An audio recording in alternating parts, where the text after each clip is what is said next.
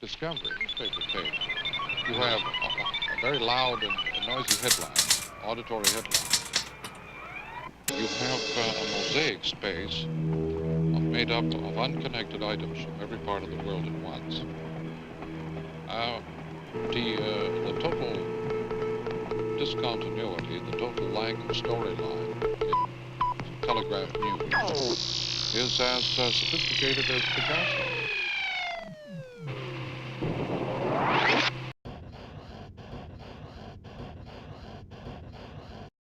Well, especially in this era now of nonlinear editing, okay, there are many, many different ways of telling stories with the same material. In fact, probably one of the most interesting things, I wish a film festival would do this. Maybe Inti can think of this, but it would take a little funding.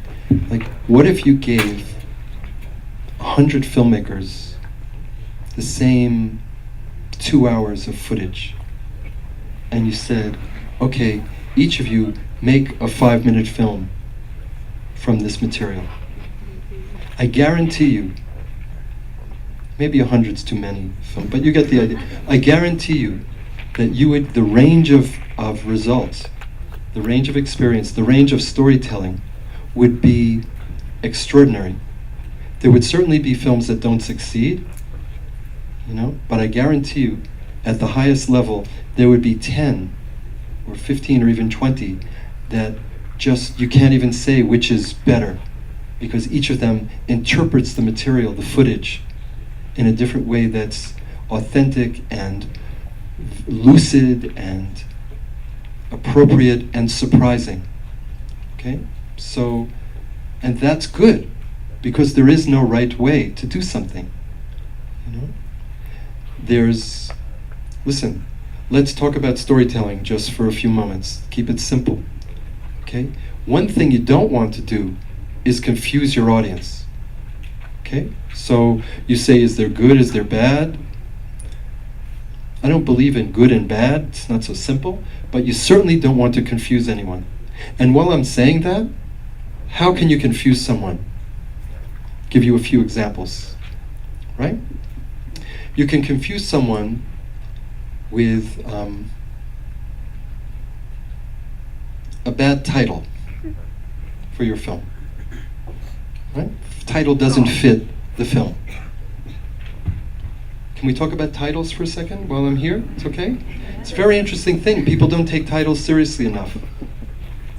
And by the way, I can tell you, and I'm being completely honest, my wife Shari's here, she can vouch for me, okay? I have had the film Wide Awake, for instance, that I showed last night. I knew that title from the very beginning, never changed. I'm making a film about insomnia. It stayed for 2.5, 3 years, throughout the whole film, Wide Awake. That's it. No worries. First Cousin Once Removed hasn't shown in this. Was part of the Ambulante Film Festival, most recent film. I went for almost a year. Actually, that was an early title that someone suggested for me, and then I wasn't sure about it, and I let it go. And I spent almost a year, I say, lost in title wilderness, lost with a film that didn't have a title. And it was painful. And I will also say, and I'm just like you, I'm just learning to do. I'm just happen to be on this side of the stage talking. If someone else wants to sit here, I'll go sit down and I'll ask you some questions. But, there are a lot of many filmmakers sometimes ask me to look at their films and give my advice or give my opinion or impression. And sometimes I say, what's the title?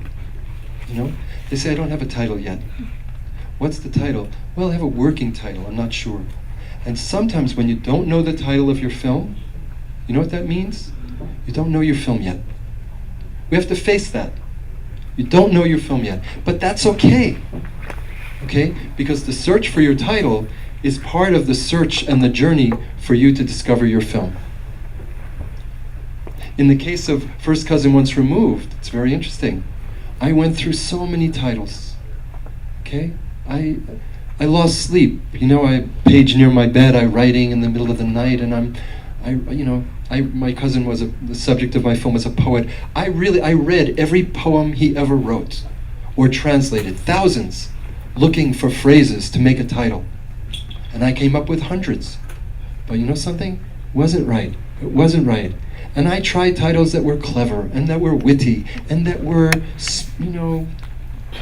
smart. And no, but it's not right. And you know what? You know what happened in the end? This title called First Cousin Once Removed, which I had begun, that I let go of because I wasn't sure. A year later, without even realizing it, the film then deserved that title. So I said, oh, all of this craziness for the last year, it just brings me back where I started. Now that's the right title for the film. In his spirit of devotion, cooperation, unselfishness, and goodwill, which if applied by people on a universal scale,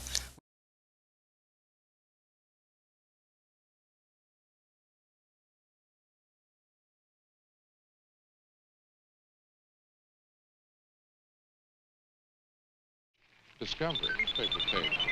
You have a very loud and noisy headline, auditory headline. You have a mosaic space made up of unconnected items from every part of the world at once. The total discontinuity, the total lack of storyline in Telegraph News is as sophisticated as Picasso.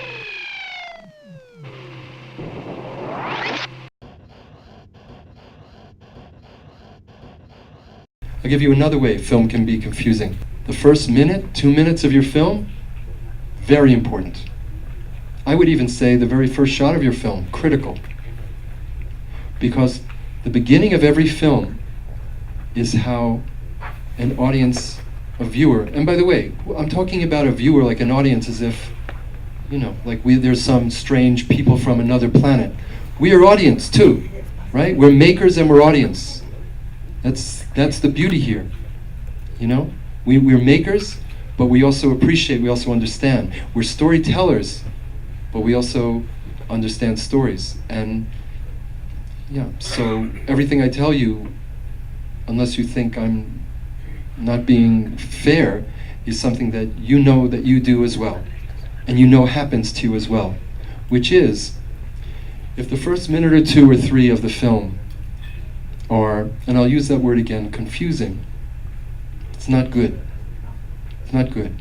Because the first 2 or 3 minutes of the film, and I would even say, when I say the first 2 or 3 minutes, I mean that the power of the first 2 or 3 minutes begins with the first shot.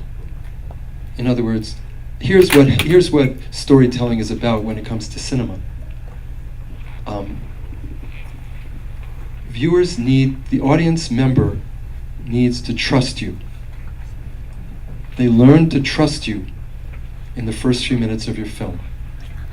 You teach them the language of your storytelling. You teach them the rhythms of your breathing. You teach them what kind of approach they need to take, how much work they need to do, whether there'll be humor, whether this be serious, very serious. You send out a lot of codes in the first minute or 2 or 3 of your film. And if you're confusing to them and they don't know what's going on, well, you know what happens. Parts of you shut down a little bit. It's normal, it's natural, it happens. Right? So, understand that if a viewer trusts you, based on especially the beginning of your film, if you can earn their trust, then you can take more chances as the film goes on, because they're with you. If you lose them near the beginning and you don't recover, you'll lose them for, I don't want to say the rest of the film, but you risk losing them for the film as it moves forward. So I would say bad storytelling is storytelling in which When I watch the first 2 or 3 minutes of the film, I'm lost. I don't really know what's going on. But at on the other side of that, I would also say that bad storytelling is something like this. Somewhere in the first 2 or 3 minutes, you as filmmakers say, in your own words, with your own voice, or some other way, this is a film about this, and I'm going to show you this.